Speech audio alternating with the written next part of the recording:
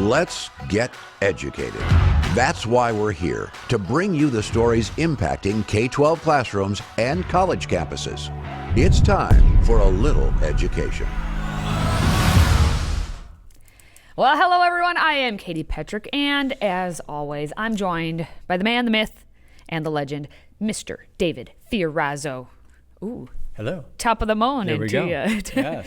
Now, David is a busy man, and as always, he's got some matters of the world to attend to. So, what is happening on Worldview Matters? WorldviewMatters.tv. You can subscribe, and today I spoke with the local ministry leader in Green Bay, in that area, Sarah Christensen, Frontline Harvest Ministries, and we talked a little bit about what she's doing to help women who come out of prison, and how she's also just a big preacher of the gospel. But we talked about Halloween, too, a Christian perspective on Halloween. What should we do on October 31? And then tomorrow I talked to Jim Fletcher. He wrote a book on the miracle of Israel. And there's the reminder to subscribe, please. The website is worldviewmatters.tv. So great guests coming up. Israel is going to be another topic. Of course, I think that'll be a topic for quite a while. Just like it was yesterday in the live show with us and what they're doing on college campuses. Yes. Unbelievable, right? If you've been following this show, you're kind of going, whatever. Whatever. Now, just as a reminder, since you just segued right into that, we did go live for the first time. It was an adventure. A journey, if you will. It's like Lord of the Rings, and we're the hobbits, or at least I'm a hobbit, and you're too tall to be a hobbit, but that's okay, someday. Now, anyway, if you didn't get to catch us and you want to catch us next week, well, hey, we'll be back live on Monday at 12 p.m. on this place called rumble.com/FreedomProject and or the Facebook page if you wanted to take a look at that on Freedom Project as well. Do follow and engage with us. Now, a California teachers union is moving toward a strike. Shocker. As the members, it's always not if, but when they move toward the strike. What is it that they want this time? Well, they always put some goodies in there. Well, the members are, of course, demanding free yoga. What? Yeah. And the allowance of the homeless to live in security-protected school parking lots, because it's like Woodstock or something. I'm not even sure. But David, you fill us in. What's going on? Yeah, unfortunately, strike. They need more money. And it doesn't help the kids, though, because if you see the test scores around the nation, the more money doesn't seem to get to the students. But they have a list of demands. Demand! Yeah, different things they're trying to do. And what could go wrong by, allowing homeless to live on school grounds in California? What a mismanaged state by Emperor Newsom. But that's not the story. The story here is the Fresno Teacher Association. They're demanding that the Unified School District allow homeless families to park their cars in high school parking lots and to provide paid security in the lots, which they say will cost $500,000. And according to a contract proposal obtained by the Free Beacon, that is, the union is also pressuring the district to provide free yoga and meditation programs, not Bible study or Christian things, free yoga. I'm sure mindfulness and all this is going to be, and I'm sure they'll be worshiping God, Gaia, the environment, not the one true God. But we've got a quick video to set this up, and Katie and I will come back and talk about it.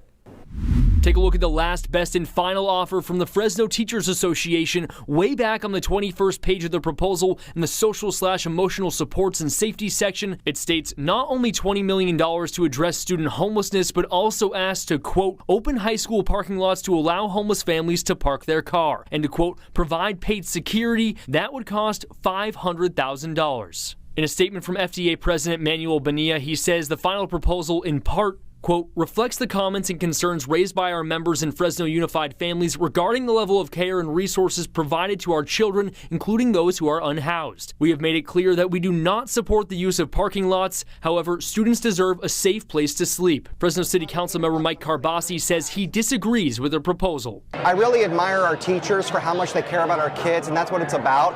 I don't know if this measure is the best way to keep our kids safe. Homeless advocate Des Martinez says it would be a small step, but an important one for families. If their first thing is because we care about the children, then I need them to start showing me now. Because if they're gonna not do something as simple as open up a lot and they can afford it with security for these parents or these children to be able to rest so they can go to school with a clear mind and a full belly, why are you in that seat?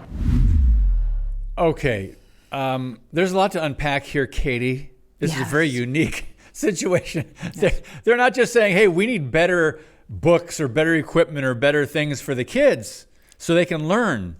No, this is a whole different debate. We have gone now for decades at this point above and beyond, not in a positive way necessarily, but above and beyond what it is the schools were set up to be. But that begs the question: what were the schools truly set up to be? Because what us minions out here in the real world thought the schools were set up to be was, to educate the children. But the people who set it up, maybe this is just what they want to do. Like maybe a couple handful of years, almost a decade at this point has gone by of a former education secretary under one President Obama who said that, this is what we want. We want the schools to be open for anyone and everyone, and especially for our children. So we have the children all day, David, all day and all night. Do you happen to remember Mr. Arnie Duncan saying that? I think our schools should be open 12, 13, 14 hours a day. So it's not just lengthening. So 8 to 8 or something like that? Yes, and let me tell you what, not just lengthening obviously the school day, but a wide variety of after-school activities: drama, arts, sports, chess, debate, academic enrichment, programs for parents, GED, ESL, family literacy nights, potluck dinners. At home, we attached healthcare clinics to about 24 of our schools. Where schools truly become the centers of the community, great things happen. Yes.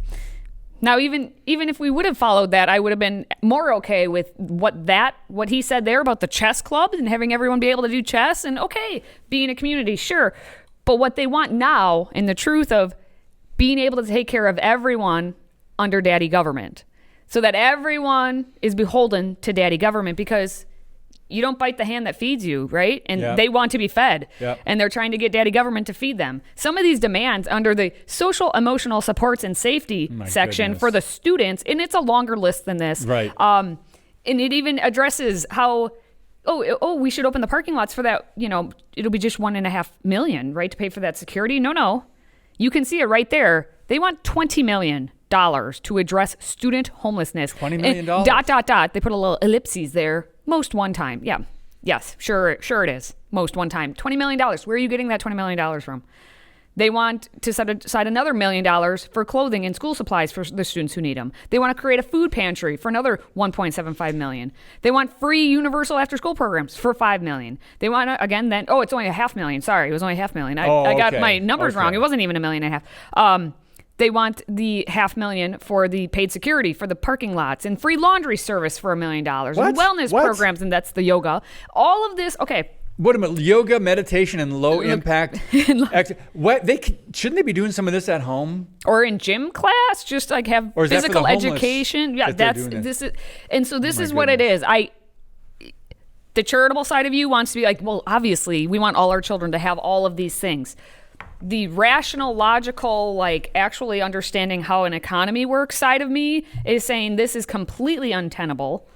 And there's no way that if every school district does something like this, not just Fresno, but every school district does this, we're going to have an economy collapse. There is no way the taxpayers are going to be able to pay for all of this. Now, if you want to, have a charitable donor, do that. Go find a benevolent person who has all that money. In California, wow, do rich people live in California who could maybe just give the school districts this money? Well, go find them. They could. Hey, by the way, areas surrounding homeless encampments can produce large amounts of hazardous waste, this article says. An encampment that Los Angeles cleared in 2021 had 180 pounds of feces and 30 pounds of needles documented among the debris. This was 2 years ago. And in California. Yeah, in California. But I also want to mention that the teachers' unions are demanding things that obviously have nothing to do with education: reparations for black students.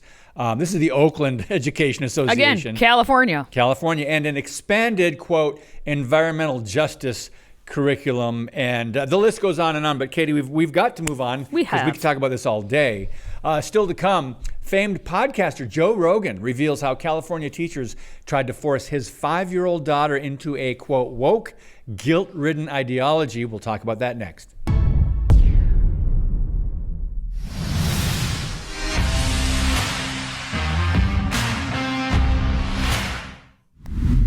If we're going to be on the note of California, and you weren't already like, wow, why does anyone live in California? Let's just talk about Joe Rogan and how he was smart enough to move out of California because of the nonsense like this. So it's always an interesting day when we get Joe Rogan involved.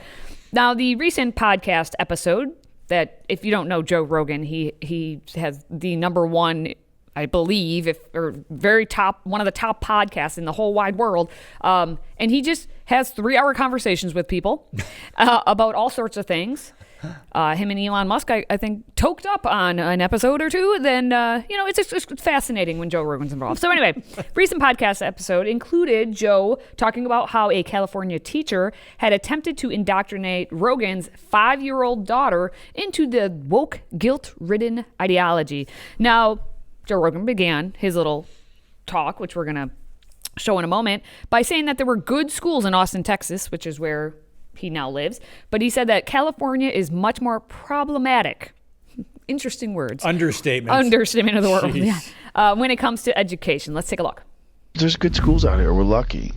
California is much more problematic right now for schools, because one of the things that was happening to me in my school where my kids used to go is they hired some person to teach them that they have to be anti-racists, and it's not good enough to not be racist. And I was like, what? My kids aren't racist at all. Like, what are you doing? Like, why are you putting that in their head that they have to be anti-racist and call out racism? And like, they're trying to make kids activists. I'm like, hey, they're 5. That's crazy. Like, they don't even care. They want friends. They don't give a f what their friends look like. They're trying to have a good time. They're 5. They're just playing. Like, you're pumping in, you're indoctrinating them into this woke, guilt-free or guilt-ridden ideology that you're carrying around with you, and you feel like you have an obligation to impose this on children. Our goals should have always been what the goals were that the liberals had in like the 60s and the 70s, which is a colorblind society. The Martin Luther King notion that we should treat people by the content of their character, not the color of their skin, but across the board. And the problem is there's inequities in communities. There's inequities in how people grow up and where they come from, and some people are in places that have no hope, and none of that gets addressed. None of that gets fixed. None of that gets worked on. Instead, you just try to make kids feel guilty. Yeah. I didn't like the woke. Katie, one thing that's glaring there, and this is what we need to realize, what we've talked about, the schools are putting this in the kids' heads. They're not thinking about that. They're hanging out with friends. They don't care what color they are, what nationality or whatever. They're just, especially when they're really young, but the school is injecting this racism. It is racism what they're really teaching. Yeah. And the fact that like a 5-year-old, like Rogan sees his 5-year-old daughter had this trying to be pumped into her head. It's happening obviously at every grade level. It's not just it's high school and now it's time to address the big R issue of racism and let's talk about it in a historical context. They get you 3K, 4K, all of the Ks. And so he's not wrong when he says what he says about like they are just kids. They're trying to make them be activists. These teachers are, and the kids are just being kids because they're 5 years old and they just want to play with anyone who wants to play with them. And that's all of the kids. And who cares if they're purple, green, or blue?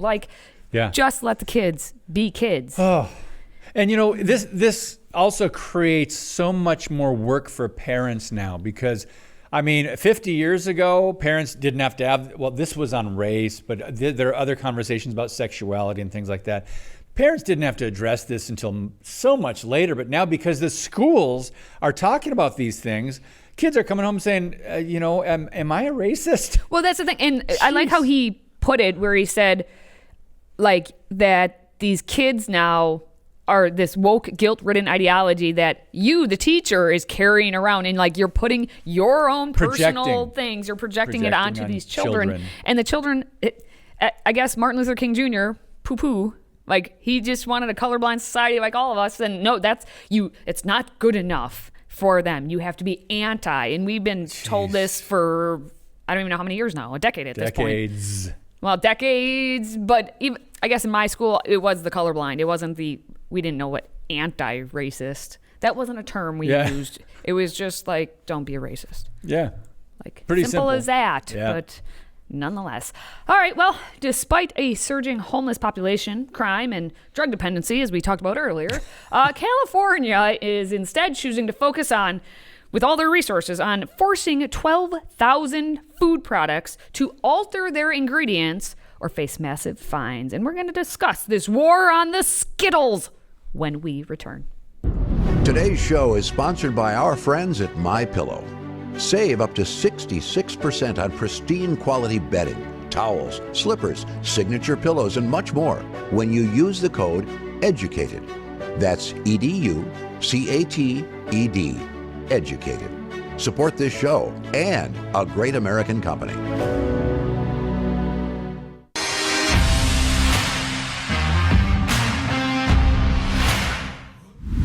So, Skittles as you know it are gone. But those real drugs that look like Skittles or Sweet Tarts or whatever that are floating all over California, those are here to stay because all in California, all they care about apparently is allowing the drugs to happen, but they do not want certain ingredients in your candy or your sweet treats anymore. Because apparently in California, as we know, it's all about ruining the state faster than Gavin Newsom can get a reservation at French Laundry. So Newsom decided to sign the California Food Safety Act, which is AB 418, and it was tagged as the Skittles ban, and it's forcing candy companies and other companies, I guess, to change their recipes within 3 years or face fines of up to $10,000. Now, this law is outlawing 4 popular additives that have been linked to cancer, disease, and mood disorders. Let's just take a little look-see. It's been banned from your makeup since the 90s, but not your food. That is until now. Red Dye 3, a synthetic dye derived mostly from petroleum, no longer allowed in what you eat in the Golden State. It's one of 4 additives just banned in things like cereals, soda, and candies. Also off the table, brominated vegetable oil, potassium bromate, and propylparaben. The 4 chemicals are used in thousands of food products, even though the FDA has never approved them for consumption. So what do the chemicals do? Most enhance flavor, appearance, or are added to preserve freshness. But several advocacy groups claim they're also linked to several serious health concerns. So are Skittles and other foods that use the chemicals banned? Well, no. The law doesn't even go into effect until 2027, which will give companies and manufacturers time to change their recipes to remove the chemicals. Dun, dun, dun. So dramatic about the candy, David. But if they would do a news package at all about the drugs that are all over that state, maybe we could be a little bit more aggressive on that front. Or the border issues that California has. But let's talk about Red Dye number 3 real quick. 'Cause didn't we hear about Love this Potion number 9? a couple decades ago? Red Dye number 3. Wasn't this? Unless it was a different number. I do remember this. So it's a food dye in many candies, and it has been proven to cause cancer in lab animals in very high doses. It's been linked to behavioral issues in children. The U.S. banned it from cosmetics in the 1990s. Yeah, that's what I remember. That was the big push. But it remains in a lot of food products still sold in the USA. Skittles is one, apparently. They did a couple studies in 2016, and it was in Red Dye number 3. More than 1 in 10 candies in the U.S. and more than 80% of children under 2 had consumed it just in the last 2 weeks, according to that study. That's interesting to me. So how dangerous is it? The 80% in kids under 2 is a whole nother issue. Oh, boy. But if you don't know that candy is bad for you, if you're putting that piece of candy into your mouth thinking, wow, this is a health choice, hashtag healthy life, then you have other issues to address. You know it's bad for you. So you're taking that risk right there. So if you're Katie, pretending like it's not. What's interesting is it's 12,000 products this is affecting, and some of the common ones, Skittles, that's why they call it Skittles. But if you're a Pez fan, if you drink a lot of Sundrop soda, you drink some strawberry, yoo-hoo. Some of these You're aren't in even trouble. red, though. So this must be. Nope, this is the main list that includes all of the some of the other various pro- okay, things. some Depends of the- which like vegetable ingredient oil. is. Yeah. Yeah, which one? Brominated vegetable oil, by the way. The brominated vegetable oil. Yes, ladies and gentlemen. That's made from plants and used for citrus flavoring. Citrus. But it is suggested to harm the body's nervous system following long-term exposure. It's also been linked to the development of chronic headaches, memory loss, and impaired balance. Now, did you know? Fun fact. It was previously in the soda Mountain Dew. Any of you Mountain Dew drinkers out there? Yeah, I thought that. Why Until wouldn't it be the parent company, Pepsi, removed the ingredient all the way back in 2020. Remember that year? Okay. Now, the, propylparaben is often used as a preservative in the baking goods, and it's been linked to fertility issues in mice via disrupting estrogen in females and reducing sperm counts in the males. The things we study. Potassium bromate was found in many baked goods too, and it's been linked to the development of thyroid and kidney cancers, and it's often used in processed foods to make the dough rise. Now, here's my question, David. Yes. Didn't the FDA approve all of this? The Food and Drug Administration approve all of these ingredients? Probably, yeah. So they must be safe, right? I thought they're safe then. So that just, there we go, you trusting think about the it. government again. You think about it and let me know. All right, well, still to come, we have a UPS driver who has left some people stunned after he posted his massive to some, Yeah. clearly way beyond massive to me, but his massive paycheck online, and it has many rethinking why they even bothered going to college. We're going to show you the money when we return. If you have a smartphone, tablet, Roku, or Apple TV, consider downloading the Freedom Project Media app. It's 100% free and includes all of our weekly shows, plus lecture series, archive programs, and award-winning animated videos for families like the Presidential Minute, Battles of America, and Heroes of the West. Don't rely on the social media giants to keep you informed. Simply download the Freedom Project Media app from your app store and allow notifications. And we'll let you know when a new video is ready.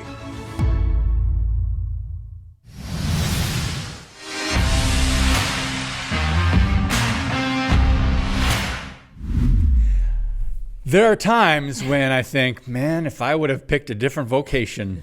And I read this article, I'm going, okay, I don't need to meditate on this too long. But a UPS driver posted a $2,400 weekly paycheck to Reddit, and a flood of comments was sparked. So let's go through some of these, shall we, Katie? So it was apparently a copy of his paycheck to the site Reddit, and it went viral. For 49 hours of work, the UPS driver made more than $2,400 before taxes, and that's according to the paycheck that was posted. So it didn't. Let me just go on to some of the comments here. Before I do that, the UPS reached a deal with the Teamsters Union. This is there are ways that they're making so much money. Agreement was for a full-time delivery driver to receive total compensation of $170,000, which includes benefits, and about $25,000 more than they made before that agreement with the union. So, Katie, I was surprised. I think a lot of people were surprised, like me, saying, yeah, you mentioned it in the tease. Maybe I shouldn't go to college. Maybe I should just go deliver. Well, I mean, I've got a friend that works for UPS, and he does pretty well. Well, I may have someone who works on a different delivering organization. Like FedEx? Nope. The USPS. Oh, the U.S. And the let me United just States say Post on my Office. intel that the USPS has been keeping their eyes very close to what UPS is doing. FedEx still apparently pays the best, I've been told. However, where do these people deliver? In what conditions do they deliver? That's a good point. I'm not gonna. They bargained well for themselves, and so this is like one of the comments that someone had said is like, I was like anti-union before whatever, but hey, if the union can, like, where did it say? I've been anti-union for a long time, but looking at that, the paycheck, he said, you can now call me pro-union. they fight for their workers specifically, and it's a matter of where is that money coming from. And if it's coming from the company, then yeah, like good for them. On the USPS side, it's also the similar thing that they have to be funded. It's a whole lot of thing. When we talk about it being government dollars, it's actually quasi-government, so it's not full-on government. So now the USPS is also working on contracts and negotiations based off of what UPS was able to accomplish. So it's fascinating in the delivery world. But I will say, these UPS drivers, some of them have to take on really hot summers, like really hot summers delivering. They work long hours. So you saw, and that was 1 week at the end of August, and it was 49 hours. Come now, October through end of the year, they are going to be working like 60-hour weeks. Okay, then especially go close to Christmas. Close to Christmas as it goes. The Christmas they don't season. have air conditioning in their trucks. Some Do they have on heat? USPS, I don't know that they don't all have heat. I don't know if UPS all has heat or not. I would think Why they would would they? have They're to in and in out. They're in and out. No, in the they, north. Nope, they don't. Not in the USPS. I don't know about the UPS though. I'm looking at the paycheck, and I'm looking at the union dues, $32, $32.50. Yeah. In one paycheck, and that's like wow. So, but then they of course negotiate more pay. Yeah, well, so they year to get- date on there is 982. So we're gonna just say let's round it up to about 1,300 by the end of the year. You got 3 more months left. You got 1,400, we'll say, in dues to get $70,000 more dollars worth of like benefits and everything else. I mean, if that's money right point, there. Katie. If you're thinking, also one more thing on this. Again, I have intel. The danger. It's even worse with the USPS. People get shot and lose their lives being mail carriers. What? It happens more frequently than you think because the latest one that I heard, I thought it was out in Detroit. I'm not sure if the exact location, but it was because the mail carrier didn't have that monthly check that certain people get for assistance, and the person didn't have it, and so the carrier got shot.